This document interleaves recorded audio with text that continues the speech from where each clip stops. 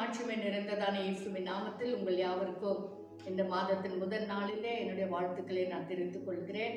நிச்சயமாய் கர்த்தர் நம்ம ஒவ்வொருவரோடு கூட இருக்கிறார். கடந்த மாதம் முழுதும் கர்த்தர் நம்மை நடத்தினார். பிரச்சனைகள் வந்தது, போராட்டங்கள் வந்ததுதான். ஆனால் கர்த்தர் நம்ம கைவிடவே இல்லை. கர்த்தர் நம்மை நடத்தினார். கர்த்தர் நம்மை நடத்துகிற தேவன். ஹல்லேலூயா. அவர் நம்மோடு கூட இருந்து நம்மை பலப்படுத்துகிறதான கர்த்தர். ஸ்தோத்திரம். இந்த நாளில கூட, இந்த மாதத்துல கூட கர்த்தர் உங்களுக்கு கொடுத்ததான வாக்குத்தத்த வசனத்தை உங்களுக்கு நான் வாசித்து ஒரு சில காரியங்கள் உங்களோடு கூட நான் பகிர்ந்து கொள்ள விரும்புகிறேன். அதாவது ஏசாயாவின் தீர்க்கதரிசன புத்தகம் 31ஆம் அதிகாரம் 5ஆம் வசனம். ஏசாயாவின் தீர்க்கதரிசன புத்தகம் 31ஆம் அதிகாரம் 5ஆம் வசனம் உங்களுக்கு நான் வாசிக்கிறேன். பறந்து காக்கிற பட்சிகளைப் போல சேனைகளின் கர்த்தர் எருசலேமின் மேல் ஆதரவாய் இருப்பார். அவர் அதை காத்து தப்ப பண்ணுவார். அவர் கடந்து வந்து அதை விடுவிப்பார். அருமையான கர்த்தருடைய பிள்ளைகளை, இந்த காலவெளியில இந்த மாதத்தின் முதல் நாளில் முதல் சாமங்களில் கர்த்தர் சொல்லுகிற காரியம் என்னவென்று சொன்னால், பறந்து காக்கிற பட்சிகளைப் போல. ஆமென். பறந்து காக்கிற பறந்தல்ல, பட்சிகள் என்ன செய்கிறது என்று சொன்னால், தன்னுடைய கூட்டிலே குஞ்சுகளை வைத்தோ முட்டைகளை வைத்தோ அதை விட்டு அந்த கூட்டில குஞ்சுகளையும் அல்லது முட்டைகளையும் விட்டு அது பறந்து போய் தன் தானியத்தையோ அல்லது அதனுடைய ஆகாரத்தை தேடி அது வரும் பொழுது அது என்ன செய்கிறது என்று சொன்னால், ஒருவேளை அது கூட்டுக்குள்ள இல்லாம இருக்கலாம், ஒருவேளை வெறும் குஞ்சுகள் மட்டும் அந்த கூட்டுக்குள்ள இருக்கிறதா இருக்கலாம், இல்ல முட்டைகள் மட்டும் இருக்கிறதா இருக்கலாம். இந்த சூழ்நிலையில இந்த பட்சிகள் என்ன செய்கிறது என்று சொன்னால், அது மேலே பறந்து, அதாவது அந்த கூட்டுக்கு மேல பறந்து, அது பறக்கிறதனுடைய காரணம் என்னவென்று சொன்னால், அது கிட்ட இல்லாம இருக்கலாம், அது கூட்டுக்குள்ள இல்லாம இருக்கலாம், ஒருவேளை குஞ்சுகள் தனியா இருக்கிற ஒரு சூழ்நிலை காணப்படலாம். ஆனால் இந்த தாய் பறவை அல்லது அந்த தந்தை பறவை என்ன செய்கிறது என்று சொன்னால், அந்த கூட்டுக்கு மேலே இருந்து அது பறந்து அது அங்கே பறந்து கொண்டே இருக்கும். ஹல்லேலூயா. அது அங்கே பறந்து கொண்டே இருக்கும். பறக்கிறதுக்கு காரணம் என்னவென்று சொன்னால், அந்த குஞ்சுகளையோ அல்லது அதனுடைய முட்டையோ யாராவது எடுப்பார்கள் என்று சொன்னால், சத்துருக்கள், அதாவது ஸ்தோத்திரம், வேற்று கண்ணி, பொல்லாத கிரியைகள், அதாவது அதனுடைய விரோதிகள் வந்து அதை எடுக்கிற சூழ்நிலை வரும் பொழுது அந்த பறந்து அந்த பட்சிகள் சீக்கிரமாய் கடந்து வந்து அந்த குஞ்சுகளை அப்படியே காப்பாற்றி விடும். அது மேலதான் பறந்து கொண்டிருக்கிறது. அதுக்கு ஏதாவது ஒரு ஆபத்து தன் குஞ்சுகளுக்கு வருதுன்னு தெரிஞ்ச உடனே அது சீக்கிரமாய் கடந்து வந்து அப்படியே தன் குஞ்சுகளை பாதுகாத்துக் கொள்ளும். அப்படியே தன் ரெக்கைகளை விரித்து அது அப்படியே பாதுகாத்துக் கொள்ளும். ஹல்லேலூயா. ஸ்தோத்திரம். இன்னொரு உதாரணம் சொல்லணும்னு சொன்னா, ஹெலிகாப்டர் நீங்க பார்க்கும் பொழுது இந்த ஹெலிகாப்டர் என்ன செய்யுதுன்னு சொன்னா, அது ஒரே இடத்துல மேல அப்படியே நின்றுட்டு இருக்கும், அது கவனித்து கொண்டிருக்கும். ஹல்லேலூயா. அதுக்குள்ள இருக்கிற பைலட், அதாவது ஏதோ ஒரு ஆபத்து நடந்திருக்கு, ஃபயர் ஆயிருக்கு, ஏதோ ஒண்ணுன்னா அது மேல இருந்து அப்படியே கவனித்து கொண்டு போட்டோ எடுத்துக்கொண்டு அங்க என்ன நடக்குது என்பதை அது பார்த்து கொண்டிருக்கிறது போல இந்த பட்சிகளும் கூட ஒருவேளை இந்த கூட்டுக்குள்ள இல்லாம இருக்கலாம்.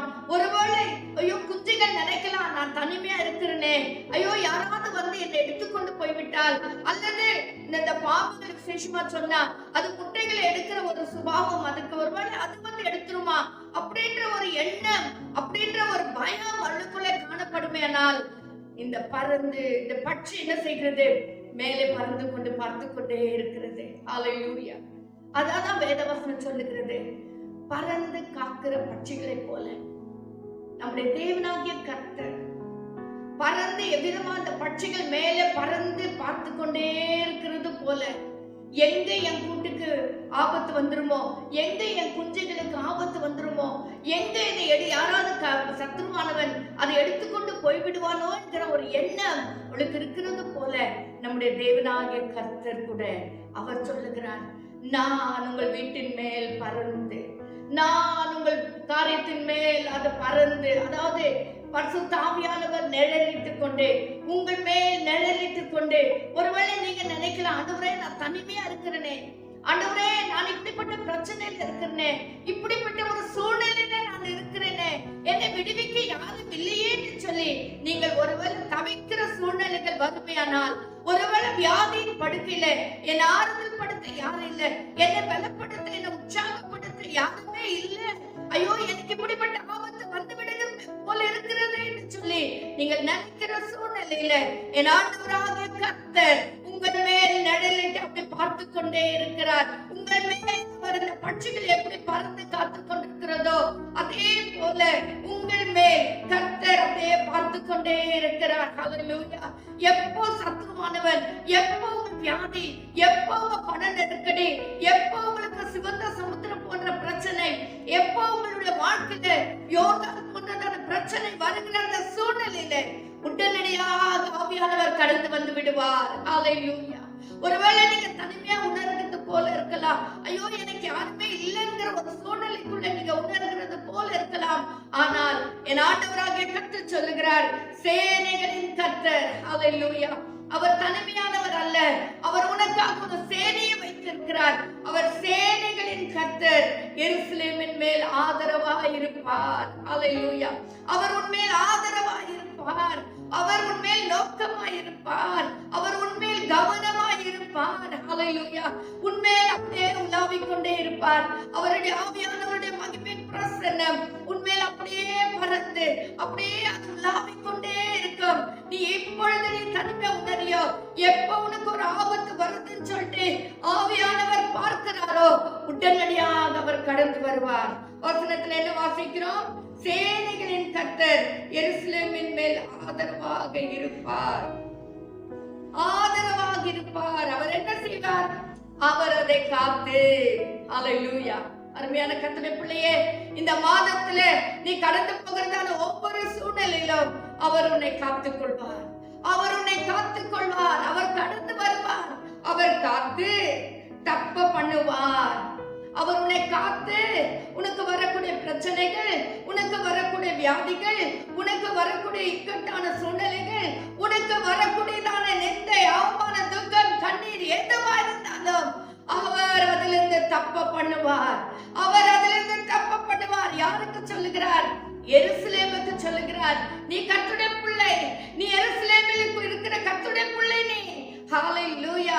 நீ அபிஷேகம் பண்ணப்பட்ட கர்த்தருடைய பிள்ளை, நீ தேவனால் தெரிந்து கொள்ளப்பட்ட கர்த்தருடைய பிள்ளை. ஆனபடினாலே கர்த்தர் சொல்லுகிறார், உன்மேல் அவர் ஆதரவாயிருப்பார். உன்மேல் அவர் ஆதரவாயிருப்பார். அவர் என்ன செய்வார்? அவர் காத்து உன்னை காத்து உன்னை தப்ப பண்ணுவார். எல்லா இக்கட்டான சூழ்நிலைகளும் உன்னை தப்ப பண்ணுவார். ஹல்லேலூயா. உன்னை சிக்கிக் கொள்ள விடவே மாட்டார். ஹல்லேலூயா. அவர் உன்னை தப்ப பண்ணுவார். அடுத்து வாசிக்கிறோம், அவர் கடந்து வந்து எங்கேயோ இருந்து காக்கிறவர் மட்டுமல்ல, அவர் உன் அருகாமையில கடந்து வருவார். அவர் உன் அருகாமையில கடந்து வருவார். ஹல்லேலூயா. அவர் உன் பக்கமாய் கடந்து வருவார். நீ எந்த சூழ்நிலையில் இருந்தாலும் பரவாயில்ல, அவர் கடந்து வந்து அதை விடுவிப்பார். யாரை விடுவிப்பார்? உன்னை விடுவிப்பார். ஜெபிக்கிற உன்னை கர்த்தர் விடுவிப்பார். கர்த்தர் மேல் நம்பிக்கை இருக்கிற உன்னை விடுவிப்பார். கர்த்தர் உனக்கு ஆதரவா இருந்த உன்னை விடுவிப்பார். ஹல்லேலூயா. ஜெபிக்கிற கர்த்தருடைய பிள்ளையே, உன்னை கர்த்தர் விடுவிப்பார். உன்னை கைவிடவே மாட்டார் அவர். ஏன்னா உன்மேல் அவர் ஆதரவா இருக்கிறார். உன்மேல் அவர் கண்ணோக்கமா இருக்கிறார். ஹல்லேலூயா. ஹல்லேலூயா. ஸ்தோத்திரம். நீதிமான்கள் மேல் கர்த்தருடைய கண்கள் நோக்கமா இருக்கிறது. கர்த்தருடைய பிள்ளைகள் மேல் கர்த்தருடைய கண்கள் நோக்கமா இருக்கிறது. அவர் ஒருவேளை தூரம் இருக்கிறது போல நீங்க ஃபீல் பண்ணலாம். அப்படி இல்லவே இல்லை. அந்த பட்சிகள் எவ்விதமாக மேல பறந்து கொண்டே இருக்கும். ஆபத்து வரும்போது உடனே வந்துவிடும். அதுதான் வசனத்துல வாசிக்கிறோம் இல்லைங்களா? ஆபத்து காலத்துல என்ன நோக்கி கூப்பிடு. ஆபத்து வரும்போது நீ கூப்பிடும் போது கர்த்தர் உடனடி இறங்கி வருவார். ஏன்னா அவர் மேல உண்மையில அவர் நோக்கமா இருக்கிறார். அவனை பார்த்து கொண்டே இருக்கிறார். எங்கேயோ தூரத்துல இல்ல, அவர் நம்மோடு கூட இருக்கிறார். ஹல்லேலூயா. ஹல்லேலூயா. அருமையான கர்த்தருடைய பிள்ளைகளே, இந்த ஏப்ரல் மாதம் நிச்சயமாக நமக்கு ஒரு பெரிய ஆசீர்வாதமாக மாறப்போகிறது. ஏன்னா கர்த்தர் சொல்லுகிறார், இது இந்த ஆண்டோட வாக்குத்தத்தத்தை சொல்லுகிறபடினால் தான் நமக்கு ஒரு பெரிய தைரியம், நமக்கு ஒரு பெரிய உற்சாகம். ஏன்னா அவர் சொல்லுகிறார், அவர் சேனைகளின் கர்த்தர். அவர் சேனைகளின் கர்த்தர். அவர் உண்மையில் ஆதரவா இருப்பார். அவர் அதை காத்து தப்ப பண்ணுவார். அவர் கடந்து வந்து அதை விடுவிப்பார். இது வேதத்துல வாசிக்கும் போது எத்தனை பிள்ளைகளை கர்த்தர் அவ்விதமாய் பாதுகாத்திருக்கார், எத்தனை பிள்ளைகளை கர்த்தர் அவ்விதமாய் உயர்த்தி இருக்கிறார். ஹல்லேலூயா. தாவீதை நீங்க எடுத்துக்கொண்டீங்கன்னு சொன்னா, தாவீது சொல்றாரு, ஒரு நாடுகளை வைத்துக் கொண்டிருக்கும் ஒரு முறை சிங்கம் வந்தது, ஒரு முறை கரடி வந்தது.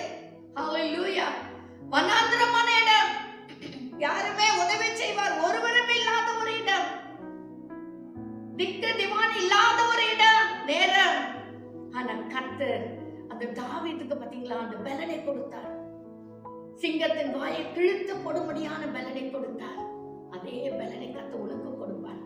வனாந்திரமான சூழ்நிலை, வனாந்திரமான இடம், உதவி செய்வார் யாருமே இல்லைங்கிற ஒரு சூழ்நிலை இருந்தாலும் கர்த்தர் உன்னோடு கூட இருக்கிறார். கடந்து வருவார்.